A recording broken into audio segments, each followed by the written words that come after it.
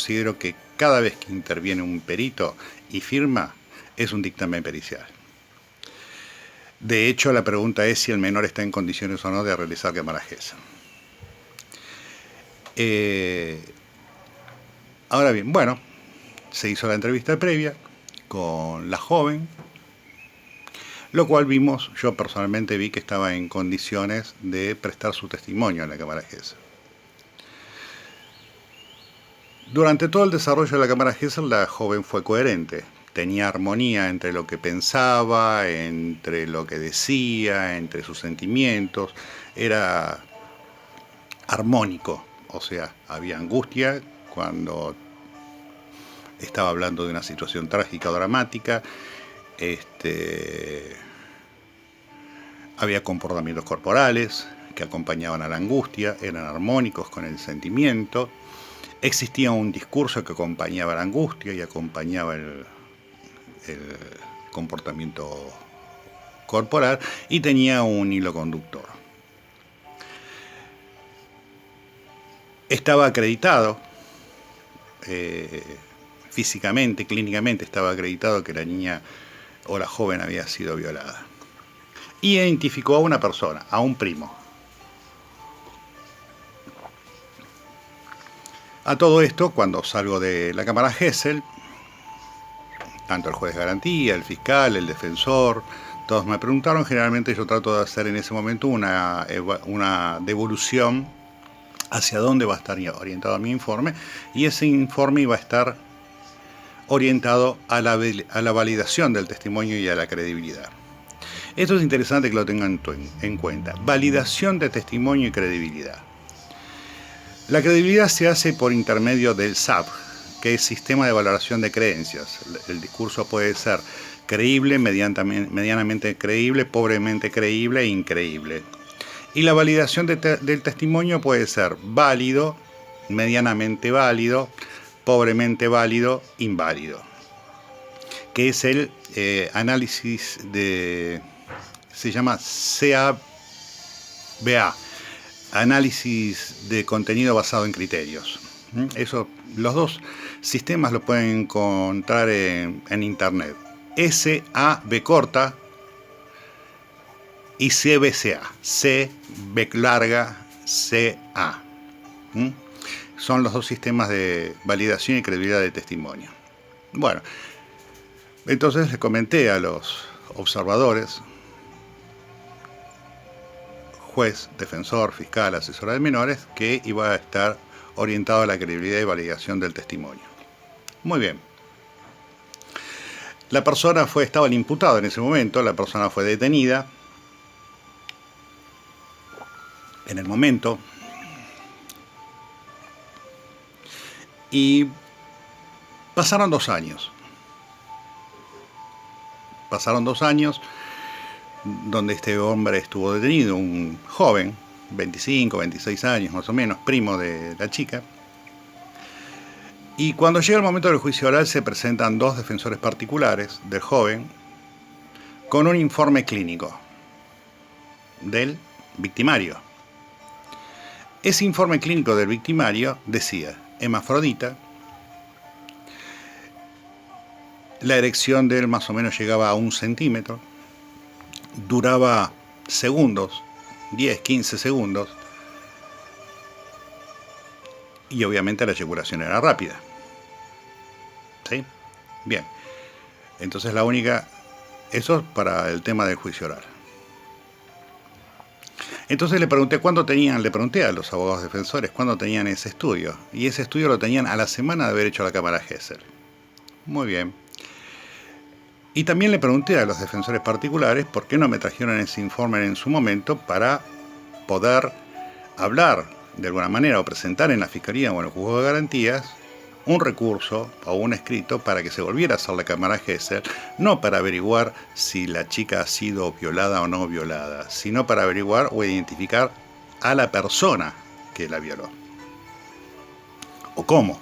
Ella en su momento dijo que había sido violada vaginalmente con el pene. Bueno,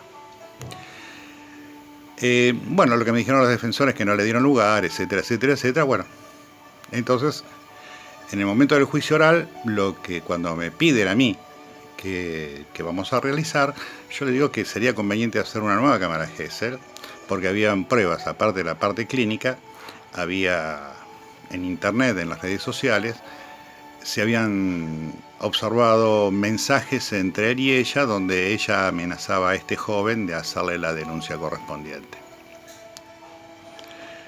Y de alguna manera también poder ver la actitud con respecto o a identificar a la persona que la ha violado, identificarla mostrándole, esto fue una estrategia que se armó tanto con la fiscalía como con el defensor como el juez, demostrarle los estudios de la imposibilidad que pudo haber ocurrido eso, de que haya sido penetrada mediante un pene, podía haber sido penetrada por otro elemento símil al pene.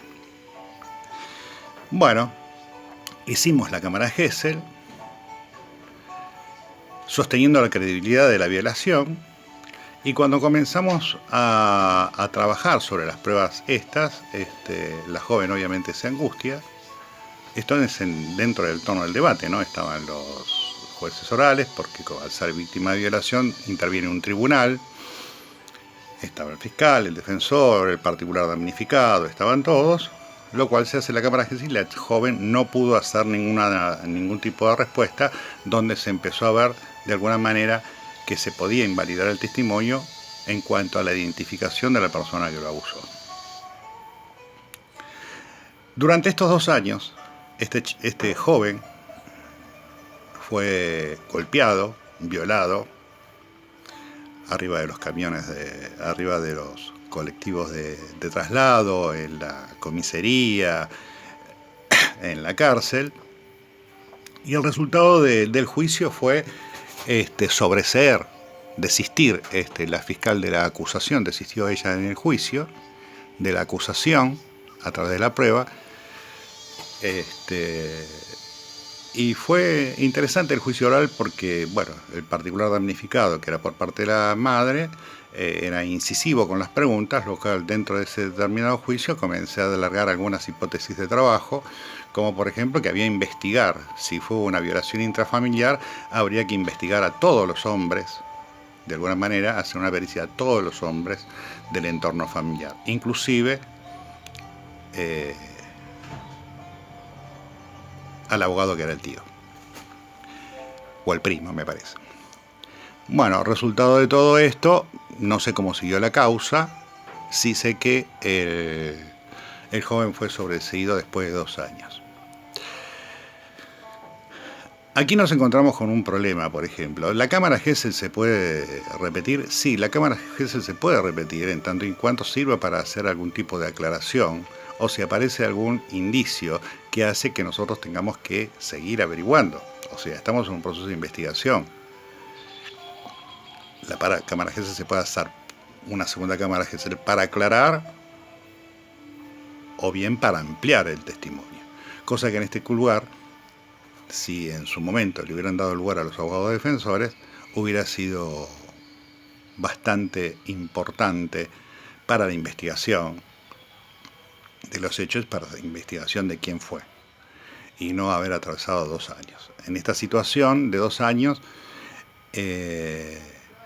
este chico quedó estigmatizado, el victimario, la joven también quedó estigmatizada, porque se develó de alguna manera el engaño, y de alguna manera también se develó el engaño familiar. O sea, en algunas conclusiones o apreciaciones o hipótesis de trabajo, cuando uno leía lo que estaba escrito en las redes sociales, no era el vocabulario de una chica de 14 años, era el vocabulario de una persona adulta que se hacía pasar por la chica.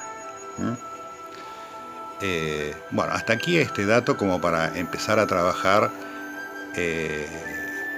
algunas cuestiones. ¿Se puede repetir la cámara Gesell? Sí. ¿Para ampliar o para aclarar? Se puede repetir. Depende de cada caso particular también. En este caso se trataba de una adolescente que en una parte fue creíble y otra parte fue engañosa. A los 14, 15 años se sabe más o menos, se sabe que está mintiendo, se sabe que se está engañando. Un chiquito de 3 o 4 años sabe cuando está diciendo alguna mentira o está haciendo algún engaño. Porque la mentira es algo universal, ¿sí? Es decir, la aprendemos de chiquitos la mentira, o sea, que te trajo la cigüeña, que te fuimos a buscar, qué sé yo. Vaya a saber cuando no podemos explicar cómo una...